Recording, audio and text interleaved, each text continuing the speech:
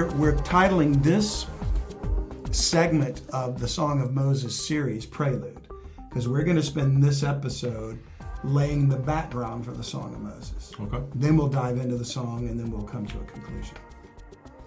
So we turn to Revelation 7, and to set the stage, we notice that the 144,000, which are sealed Jewish males from each of the 12 tribes, and remember when we talked about the hidden ones, and we discussed the stones, the lively stones, what we think that they are clearly going to be identified with tribes, the 12 tribes of Israel. So genetically, they must be somehow linked. And we wonder, how would you trace your genealogy back directly to Levi or Naphtali or Gad or Dan or Judah?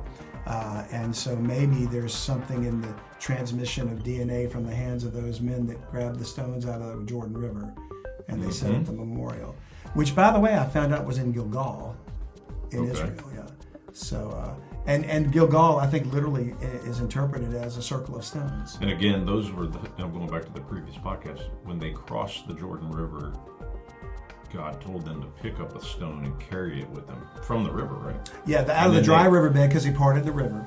Oh, that's right, yeah. And then they carried a stone to the other side, and then they set them there. As a memorial. Yeah, as a memorial, that's right. That's right. And what was interesting was we noticed that instead of saying, hey, get a few guys to go grab 12 stones, he had the chief of each of the tribes individually carry a stone.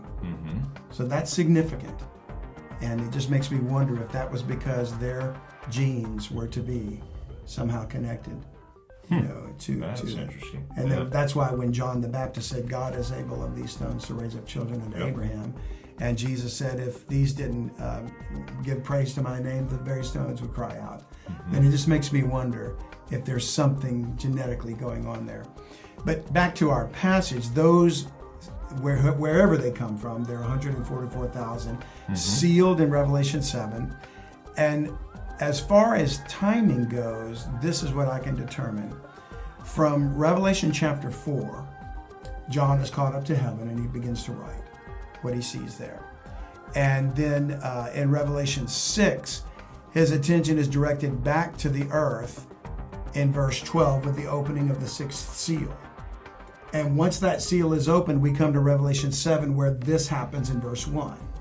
And we read, after these things, I saw 4 angels standing on the 4 corners of the earth, holding the 4 winds of the earth, that the wind should not blow on the earth, nor on the sea, nor on any tree.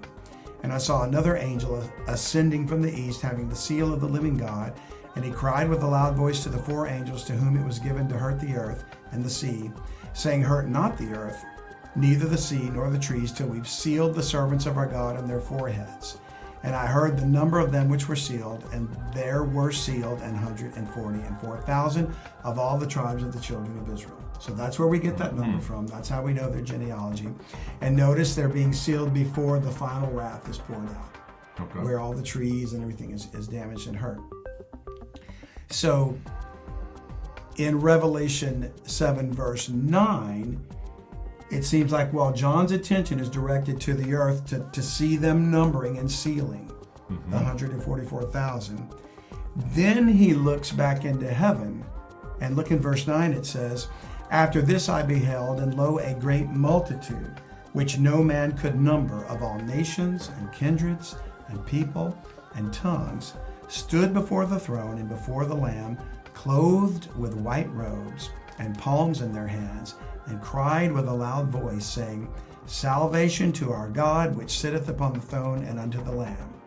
Now, this large number of people that are redeemed from the earth appear, evidently, they weren't there before.